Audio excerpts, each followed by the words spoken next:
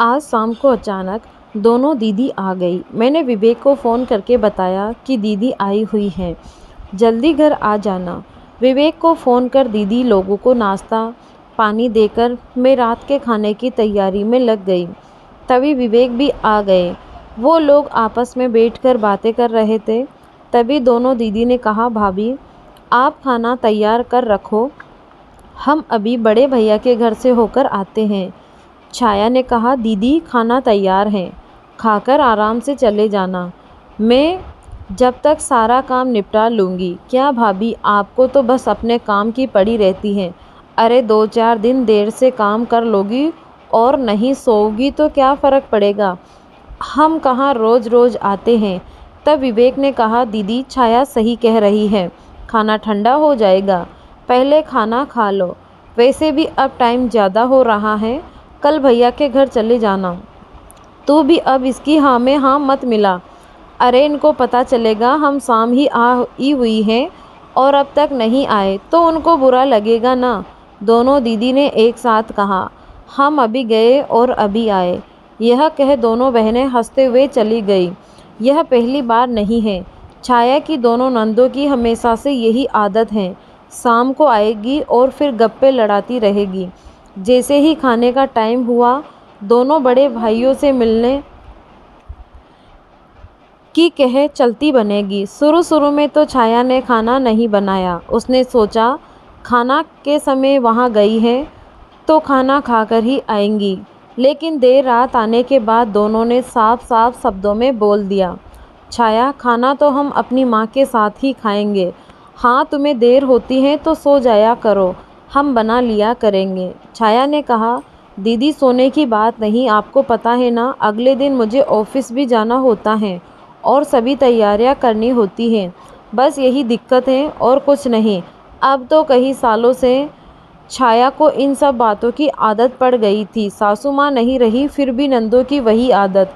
अरे बड़ी भाभी ने तो खाने के लिए बहुत जोर दिया, लेकिन हमने कह दिया विवेक हमारा इंतज़ार कर रहा होगा इसीलिए हम आ गए, वरना खाना दोनों ने बना दिया था। छाया को पता था दोनों बहनें झूठ बोल रही हैं और वह छाया को सुनाने के लिए यह सब बातें कहती हैं।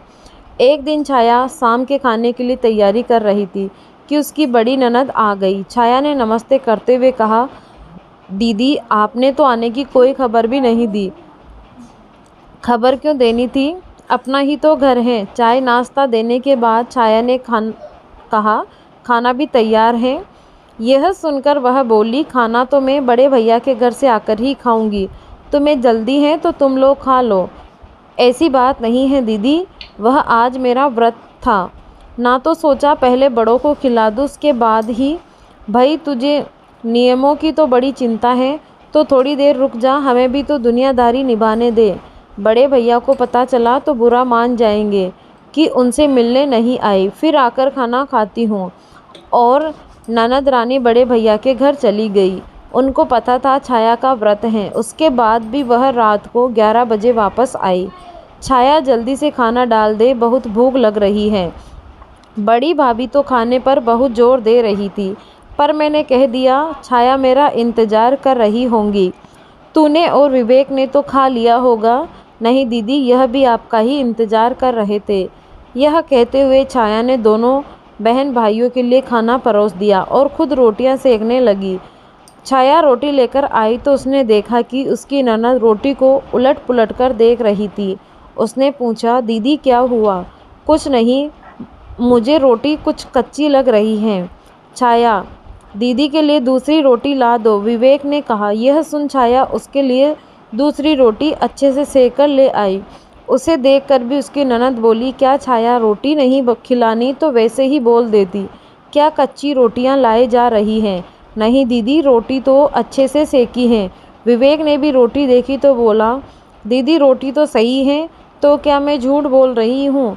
अरे ऐसी रोटियां तो हमारे यहाँ जानवरों को भी नहीं दी जाती हैं। मैं तो तुम दोनों की सोचकर वहाँ भी खाना छोड़कर आई। बड़ी भाभी कितनी जिद कर रही थी, लेकिन मुझे तुम लोगों की फिक्र रहती है और तुम दोनों को ही ऐसा कर रहे हो। ना खिलानी हो तो साफ साफ मना कर दो। यह सुन छाया के आंसू निकल आए। आपने अपने आप को संभालते हुए वह बोली, कैसी बातें कर रही हो दीदी? आप इतनी सी बात को कहाँ से कहाँ लेकर जा रही हो? आपको कुछ कहना हो तो साफ साफ कहो। यह रोटियों का क्यों बहाना लगा रही हो? और आप यह बड़े भाई भाभी की बात तो रहने ही दो। इतना तो आपको भी पता है कि वह आप सबकी कितनी परवाह करते हैं। सासू माँ ने सब सुन चुकी हूँ उनकी आवभगत के बारे में। इतने सालों से मैं यही सुनती आ रही हूँ कि हमारे लिए सभी भाई बराबर हैं। आपके लिए होंगे, लेकिन उनके लिए आपका क्या महत्व है यह तो आपको भी पता है और मुझे भी। लेकिन मैं अपने मुँह से कुछ कहना नहीं चाहती थी, लेकिन आज आपके व्यवहार ने मुझे कहने पर मजबूर कर दिया।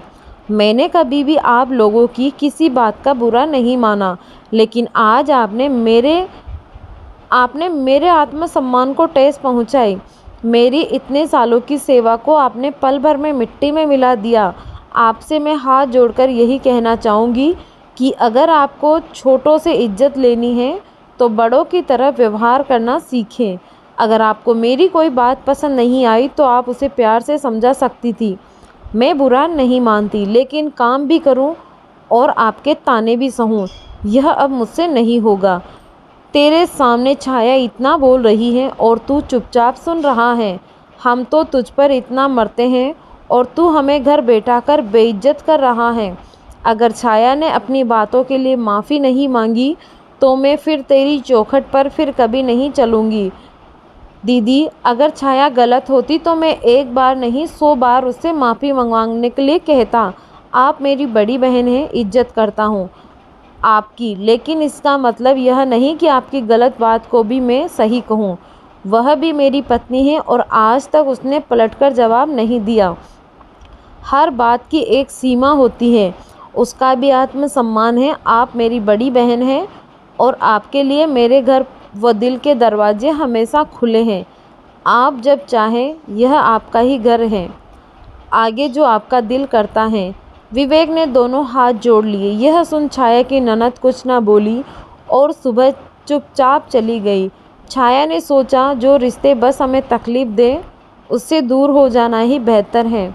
छाया ने कभी भी नंदों को इज्जत सम्मान देने में कोई कमी नहीं रखी थी, लेकिन शायद कुछ लोगों को ये सब रास नहीं आता। यही हाल छाया की नंदों का भी था।